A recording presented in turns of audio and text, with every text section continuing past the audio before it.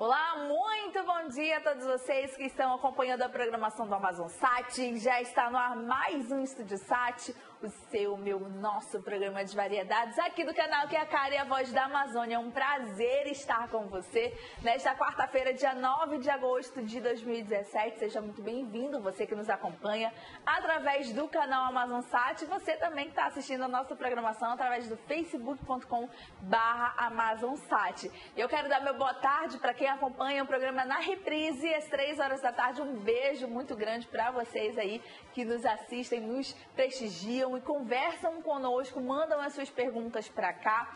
Inclusive, eu quero te dar um número da nossa produção, que por lá você fala diretamente com a nossa equipe, sugere pautas, faz perguntas aos nossos entrevistados aqui, tudo ao vivo. O nosso número é o 929-811-4512.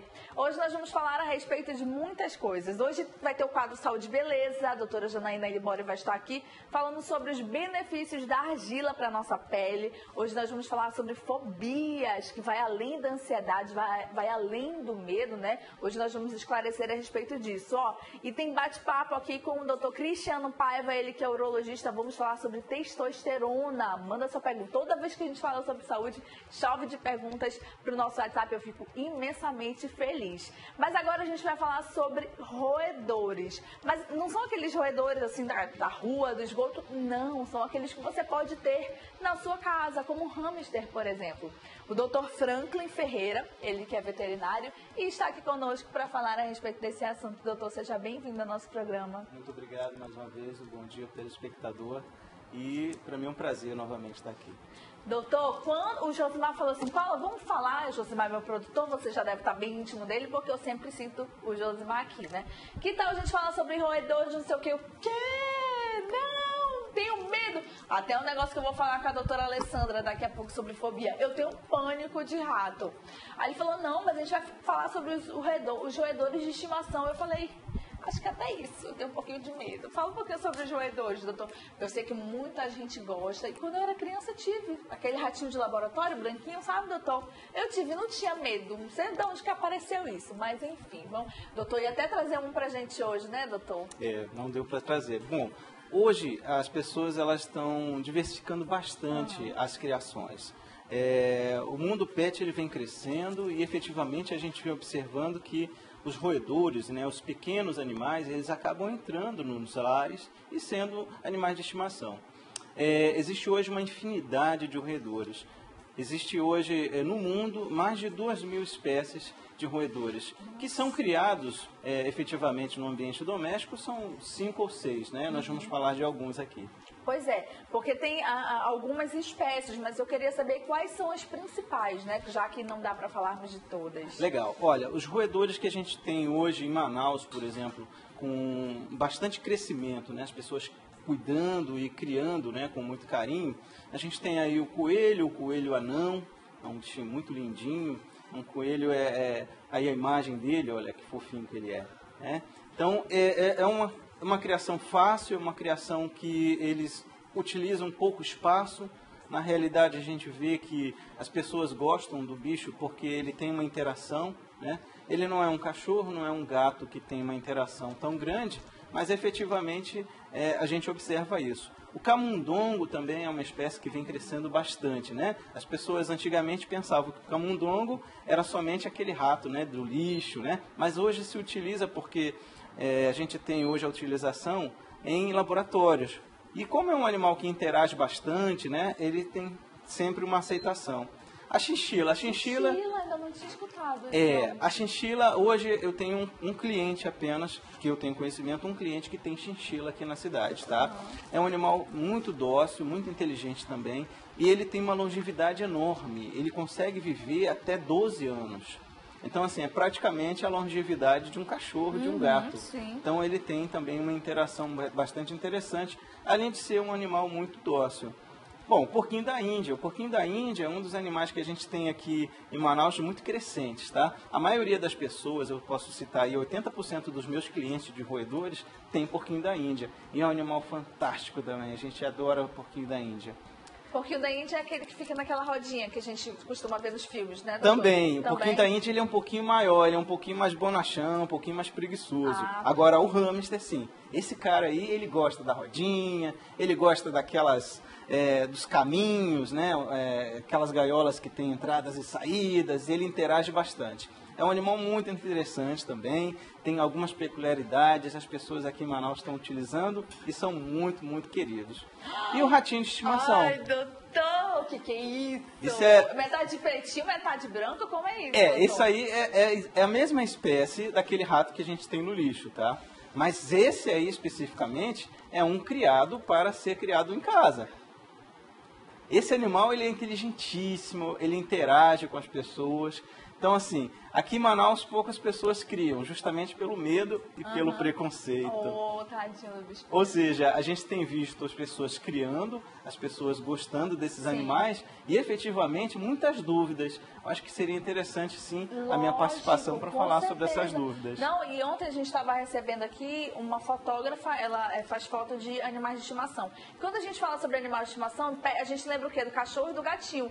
Mas isso que o doutor está falando é um dado relevante mesmo. Muitas pessoas criam esses animais de estimação que são roedores, e como você falou da chinchila, né, que tem uma longevidade aí, então acabam realmente se apegando e criando amor e criando afeto. Como eu falei aí no início do programa, eu já tive um ratinho de laboratório e eu gostava muito, assim, quando ele sumiu eu fiquei arrasada. Inclusive eu queria falar sobre isso com o senhor. Onde que a gente pode guardar, onde a gente pode deixar, qual é o tipo ideal de gaiola para cada roedor? Maravilha. O que acontece? Como nossa cidade é muito quente e úmida, muitas vezes esses animais eles sentem.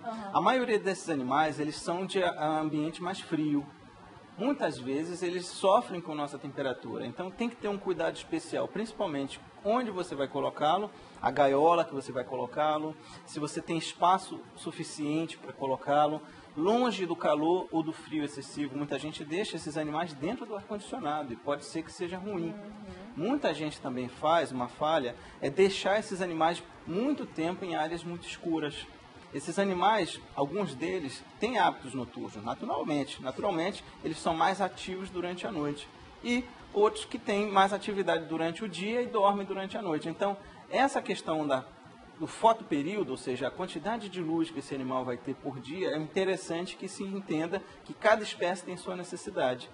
Assim como as instalações, por exemplo, a cama, ou seja, a área onde esse animal vai pisar, ela tem que ser uma área, muitas vezes, utilizando maravalha. A maravalha é uma raspa de pinho, da madeira, pinho. Só que essa maravalha, ela não pode ser qualquer maravalha ou qualquer raspa de madeira. Isso é um cuidado muito grande que tem que ter. Principalmente porque aqui na cidade, a gente tem uma oferta desse produto. Só que não é autoclavado, não tem um tratamento específico. E muitas vezes, uma madeira, ela pode intoxicar o animal. Então imagina, uma madeira que foi raspada, você vai utilizar para colocar na gaiola desse animal.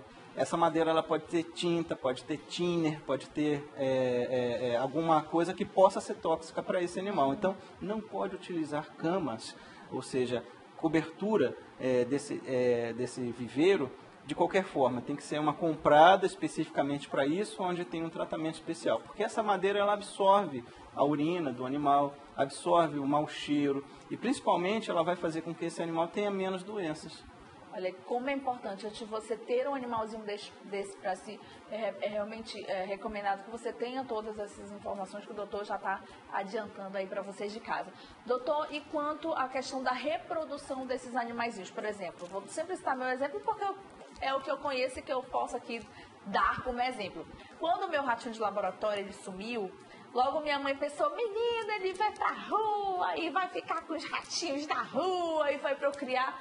De fato acontece isso? Olha, na verdade não. Muitas vezes quando a gente tem um animal desse indo para a rua, ele vai ser atacado e vai ser morto pelos outros. Entendi. Ele não tem a mesma interação social dentro dos animais da rua que ele teria normalmente. Então, o animal da rua é um animal que já tem uma propensão a sobreviver naquela situação.